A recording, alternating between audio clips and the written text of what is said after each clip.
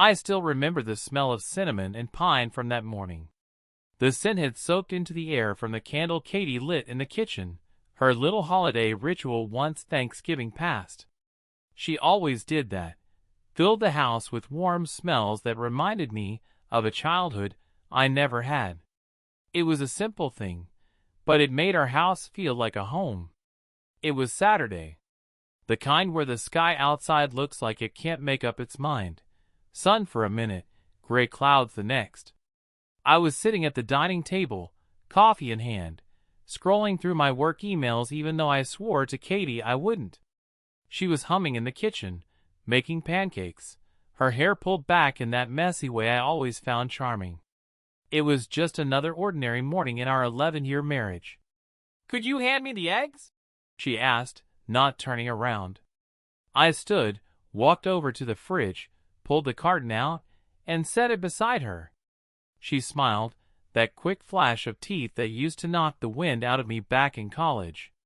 It still kind of did. "I thought we could stop by Lakeview Mall later," she said. "I need to grab a few things." "Lakeview?" I asked. "Didn't you say you hated that place last week?" She shrugged, stirring the batter a little too fast. "Yeah, but there's a boutique there that's doing a sale. Thought I'd check it out." She wasn't lying. Not exactly. I just didn't know then that lies come in layers, truth wrapped in silence, coated in suggestion. I nodded and went back to my emails. Later that afternoon, we drove out to the mall. She disappeared into the store. The Elm Room, it was called, and I wandered off to kill time. I browsed a bookstore, thumbed through a few sports jackets I didn't need, and drank a bitter cup of mall coffee from a place that thought it was trendier than it was. When I went back to find Katie, she was at the register, laughing at something the salesman had said. He was tall, fit, wearing one of those too-tight shirts that were just shy of being inappropriate for work. I felt something tighten in my chest, something small and easy to ignore, so I did. She waved when she saw me, like nothing was unusual, like the salesman's hand didn't linger a second too long on her receipt. "Hey," she said brightly, "just finishing up." "Cool," I said. My voice sounded distant, like I was listening to someone else speak.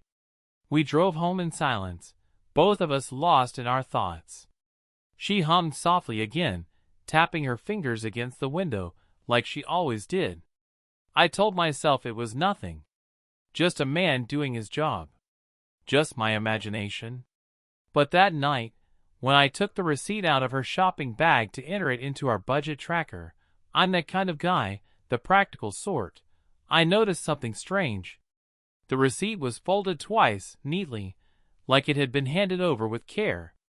On the back, scribbled in blue ink, was a number. Not a price. Not a promotion. A phone number. And underneath it, just one word. Call. I didn't say anything that night. Katie was curled up on the couch with her favorite blanket, watching one of those baking competition shows where everyone's too nice to make good TV. I sat beside her, pretending to scroll on my phone, pretending everything was fine. But I kept thinking about that folded receipt. I'd tucked it into the back of my wallet like it might dissolve if I looked at it too long. I told myself I'd imagined it. Maybe it wasn't her receipt. Maybe the guy had handed her someone else's by accident. But the handwriting was too neat. Too intentional. The receipt even had the right items listed: 2 sweaters, 1 candle, and that overpriced hand cream she always bought from boutique stores. I stayed quiet for 2 days. That Monday, I worked from home. Katie left early for her job at the library. She's the events coordinator, and I sat at my desk trying to focus on spreadsheets and client requests. But the number kept burning in my pocket like a match I couldn't let go of. At noon I gave in. I dialed the number, and my heart thudded in my ears like a drum. 1 ring. 2. 3. Then, voicemail. "You've reached Blake. Can't talk right now. Leave it clean. Leave it clean? Who says that? I hung up and stared at the phone for a long time. Blake. That was a name I didn't recognize. Katie knew a Blake in high school. Wrestling team, total meathead, but that was 15 years ago. This couldn't be the same guy. No way. I opened the store's website and checked their Meet Our Staff page. There he was, smiling like a toothpaste ad. Blake, store associate, favorite quote. Charm is just honesty with a wink. God, I hated him already. I told myself maybe he flirted with all the customers. Maybe he gave his number out to anyone who smiled back. But Katie wasn't just anyone. And she wasn't the type to let that slide, not the Katie I knew.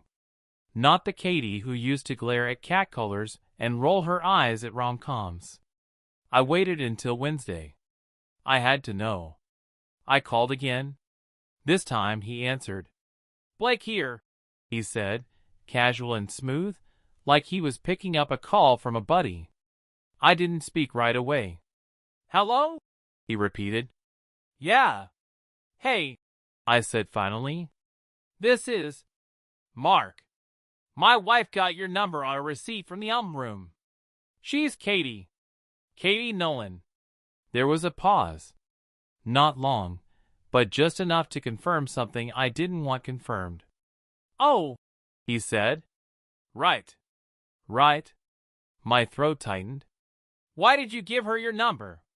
I asked.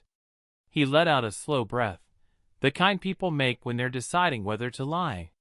She came back a few times, he said. I just figured she might want to grab a coffee sometime.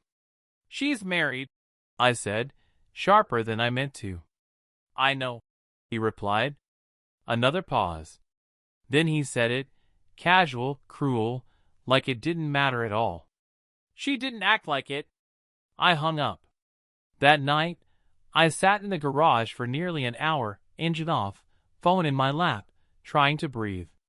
My thoughts felt like TV static, loud, directionless, impossible to turn down. When I finally walked inside, Katie was already making dinner. Lasagna, her comfort meal. She smiled when she saw me like nothing was different. And I smiled back. Because I needed more. More than a receipt. More than a number. I needed the truth. Even if it broke me. The thing about betrayal is, once you suspect it, your brain rewires itself to see only patterns. Every smile becomes suspicious. Every absence is loaded. And silence? Silence is the loudest thing in the world. The next few days, I became someone I didn't recognize. I wasn't proud of it. I started taking mental notes. Times. Places. Little things Katie said. I told myself I wasn't spying. I was just paying attention, something she always accused me of not doing enough of. Funny how that changed once I had a reason. Friday afternoon, she said she was going out for a quick Target run and maybe a stop at the bookstore. Totally normal. But the way she grabbed her purse too quickly, how she didn't ask if I wanted to come like she usually did, that stuck out. So I followed her. I waited 5 minutes, then drove after her, staying back like I was in a movie. My hands trembled on the wheel the whole time, heart galloping like I was the one doing something wrong. But she didn't go to Target. She went to a parking lot behind a strip of stores on Maple Street. Not exactly shady, but not somewhere you just casually stop. I pulled into a spot behind a landscaping truck and watched through the windshield. A few minutes later, a silver Honda pulled in next to her. And out stepped Blake. He leaned on the roof of his car, arms crossed, like he did this kind of thing all the time. Katie got out, too, looking over her shoulder before she walked around the cars and stood beside him. They didn't kiss. They didn't even touch. But they talked. Close. Familiar. I sat there watching my wife with another man like I was outside my own body. She laughed at something. tucked her hair behind her ear, shifted her weight the way she always did when she was a little nervous but happy. I knew all her tells. And she was happy. With him. That night, she came home with a bag of books and some snacks, just like she said she would. She placed them on the counter, kissed me on the cheek, and asked if I wanted to watch something. Her eyes were calm, unbothered. She wasn't nervous. She wasn't guilty. She just was. Later, I lay in bed staring at the ceiling while she slept beside me. I kept waiting to feel anger. That explosive, red-hot fury you see in movies. But it never came. Instead, I felt cold. Like something in me had been switched off. I wasn't sure if I was mourning her or mourning the man I used to be. The next morning, I called my brother. "Hey," I said, trying to sound casual. "Got time for coffee?" "You hate coffee shops," he replied. "I know," I said. "This time I'll buy." We met at a quiet place near his apartment. Chris is younger than me by 4 years, but he always acted older. Solid. Calm. The kind of guy who listens more than he talks. After we sat down, he looked me over. "What's going on?" he asked. I told him. All of it. He didn't say much at first. Just sat back and let it all pour out. The receipt, the phone number, the parking lot. When I finished, he leaned forward, elbows on the table. "You think it's an affair?" I nodded. "Not physical yet," I said. "But emotional." "Definitely." Chris frowned. "And what do you want to do?" That was the question, wasn't it? I didn't know. I didn't want revenge. I didn't want to scream or break things. I just wanted her to look at me like she used to. Like I was enough. That night, I sat on the back porch, watching the sky go dark, stars blinking into place like they were still trying to decide if they belonged there. Katie stepped out after a while, wrapped in a blanket. "Cold out here," she said. I didn't answer. She looked at me, curious. "You okay?" I turned to her, looked into her eyes. "Do you love me?" I asked. Her breath caught just slightly, almost imperceptible. "What kind of question is that?" "A serious one." She sat down slowly. "Of course I love you," she said. "Why would you even ask that?" But she didn't meet my eyes, and I didn't believe her. After that night on the porch, something shifted between us. Katie started waking up earlier than usual. She packed her bag more carefully. Her phone never left her side. And the more careful she became, the more I noticed every small crack in the surface of our life. We still ate dinner together, still watched TV, still said good night and love you like we always had, but it was like hearing someone read lines from a script they didn't believe in anymore. She was playing the role of my wife, and I was pretending not to notice. But I did. Every second of it. On Sunday, she said she had to go into work. Something about organizing a last-minute author event. I knew it was a lie the second she said it. Her voice dipped, just a little. Her left hand tugged at her sleeve. I nodded, let her go, and watched the clock tick down until her car pulled away. I didn't follow her this time. I went into the closet. Not out of spite. Not even curiosity. Just instinct. There's a small box on the top shelf, one I hadn't touched in years. It used to hold birthday cards and letters we wrote each other when we were dating. The box itself was blue with little gold stars, something Katie had picked up from a craft store back when we were still in a giddy phase of decorating everything together. But now, it was something else entirely. Inside were those old letters, yes. But underneath them, new ones. Folded notes on thick paper. A pressed flower. A receipt for a lunch at Café Arlo, dated just 2 weeks ago. And a photo. Not of the two of them together. Just Blake. taken from across a table, probably at the cafe.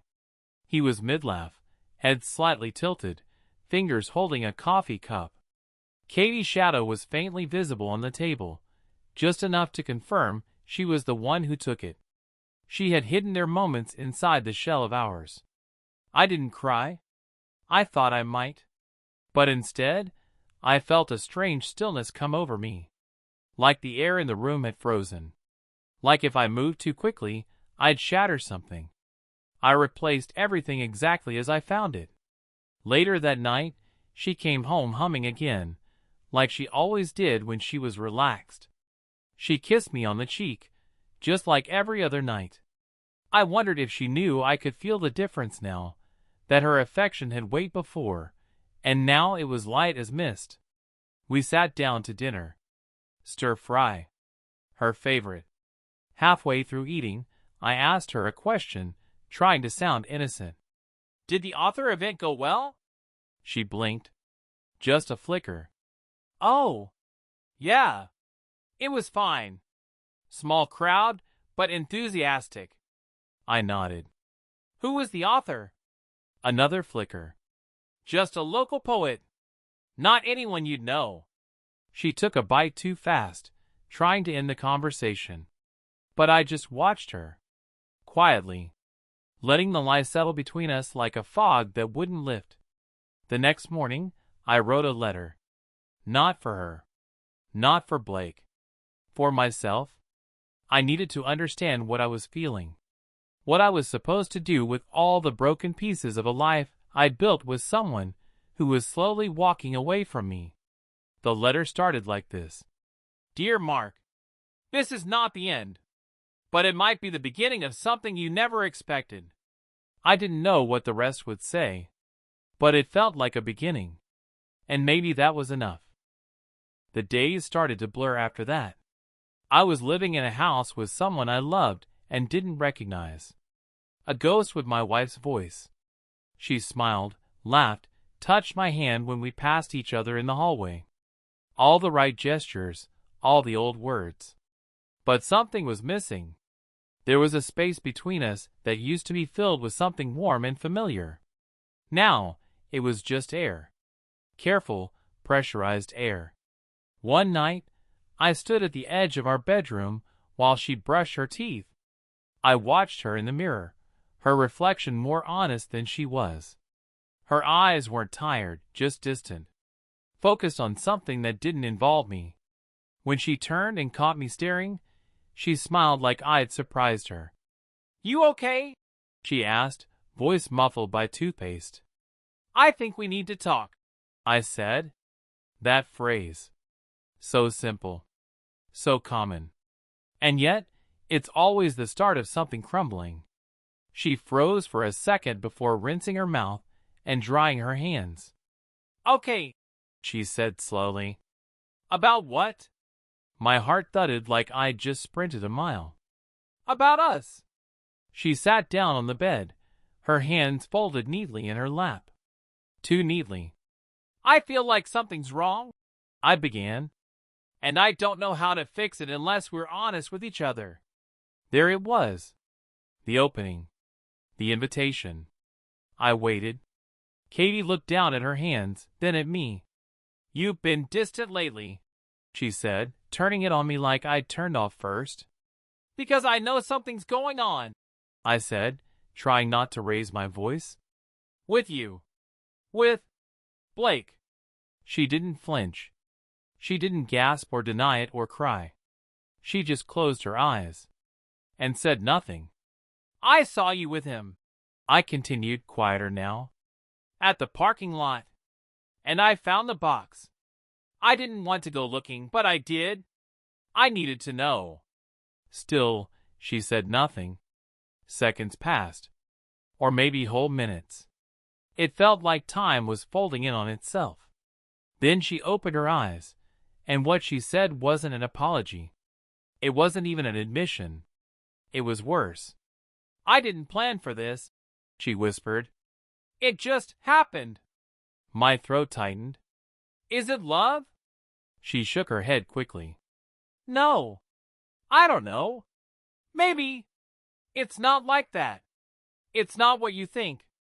Then what is it? Her voice cracked, finally. It's a version of me that I forgot existed. That answer hit harder than if she'd said yes. She wasn't chasing him. She was chasing a version of herself. Someone who felt alive. New. Unburdened. And I suddenly realized I didn't just lose her to another man. I lost her to a different version of the life she wanted. She didn't leave that night. Or the next. We both continued our roles, like actors who had forgotten how to exit the stage. But something fundamental had shifted. The silence wasn't avoidance anymore. It was acceptance. We were two people holding the shell of a marriage and trying to decide whether to place it back on the shelf or let it fall. I spent more time out of the house. I went on long drives, parked by the lake, and watched birds skim the water like they were stitching the sky and earth together. One evening, Chris called. "You okay?" he asked. "No," I said. "But I think I will be." He paused, then said, "You don't have to make a decision today." "I know," I said. "But I think I'm close." Because the truth wasn't just about what Katie did. It was about who she became. And maybe who I became too. Someone I wasn't sure I recognized anymore either. It wasn't a single moment that broke us. It was a slow unraveling, like pulling at a loose thread on a sweater until the whole thing no longer resembled what it once was. The Saturday after our conversation, Katie left early. She didn't say where she was going, and I didn't ask. We were past the point of pretending. The house felt hollow without her, but I didn't miss her. Not the version of her that had been here lately. What I missed was harder to define. That morning, I pulled out an old photo album from the cabinet beneath the TV. One of the old-fashioned ones, printed photos, handwritten captions, the works. We'd made it together during our first year of marriage. Back when we still thought every memory needed to be preserved, as if we'd someday forget how much we loved each other. There was one photo I couldn't stop staring at. We were at a fall festival. Leaves bright and orange behind us. Katie sitting in a chair holding a caramel apple, smiling wide. I was standing behind her, arms around her shoulders, cheeks pressed close together. We both looked sunlit. Alive. Unaware of how fragile even the best things can be. I closed the album and sat in silence. Later, I walked into the dining room and stood in front of the table. 6 chairs. 2 used regularly. 4 for guests that never came. I pulled one out and stared at it for a long time. That's when I made my decision. Not out of anger. Not out of revenge. Out of clarity. When Katie came home that evening, the house smelled like lemon oil and old wood. I had cleaned. Not the frantic, angry kind of cleaning, just methodical, peaceful. I think I needed to feel like I could still put something in order. She looked at me cautiously. "You okay?" she asked, setting her keys down. "I am," I said. "And I think I need to talk to you again." She hesitated, then nodded. We sat across from each other at the kitchen table. Her hair was still slightly windblown. She had a scarf on, the soft blue one I'd bought her 3 birthdays ago.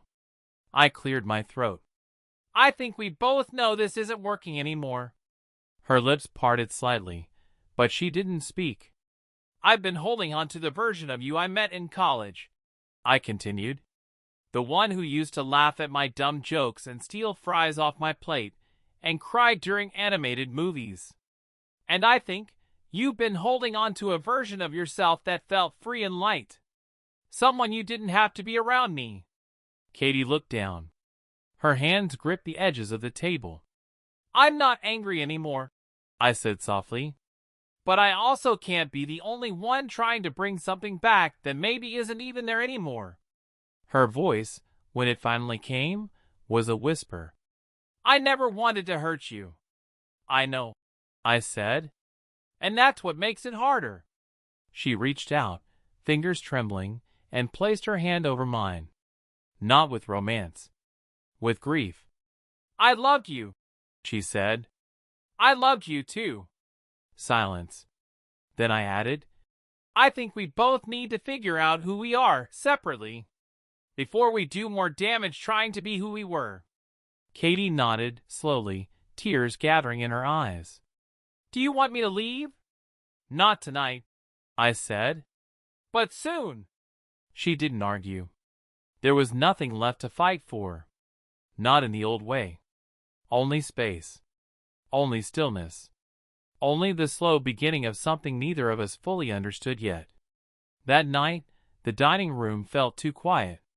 I stared at the empty chair across from me, the one she had just been sitting in. A chair that, for the first time, felt truly vacant. Not because someone left, but because we had finally admitted they were never really there. Katie moved out on a Thursday.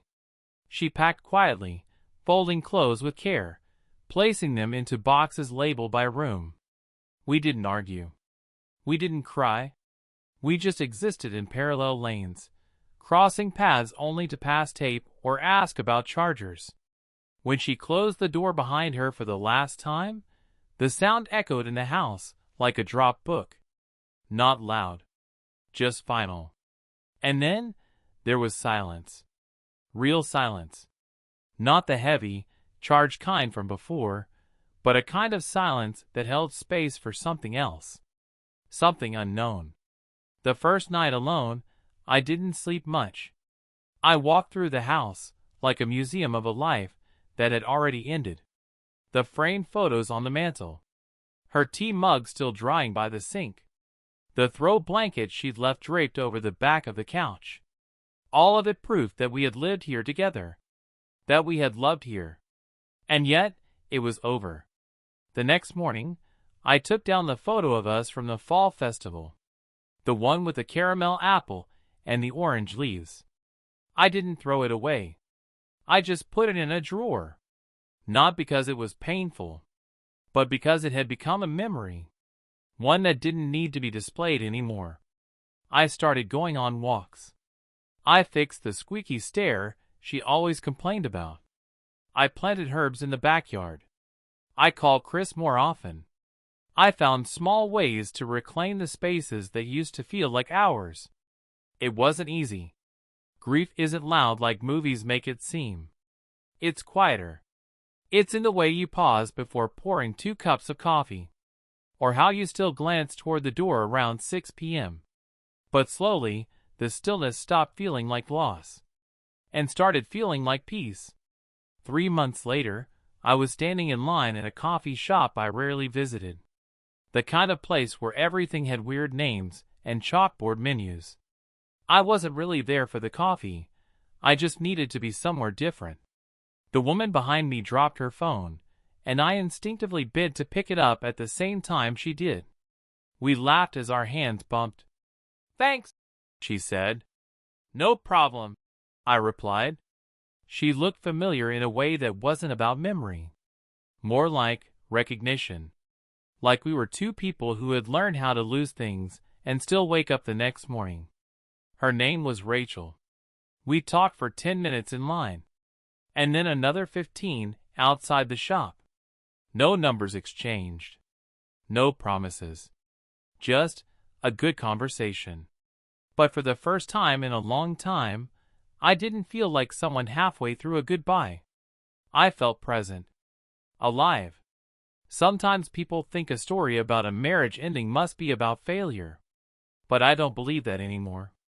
I think love can be real, even if it doesn't last. I think people can be good to each other and still grow apart. I think sometimes the bravest thing you can do for someone you love is let them go, so they can meet themselves again. Katie and I didn't end with fireworks or betrayal or screaming. We ended with a whisper. And in that silence, something new began. Not a new romance. Not yet. Just a new version of me. And that, I've come to realize, is more than enough.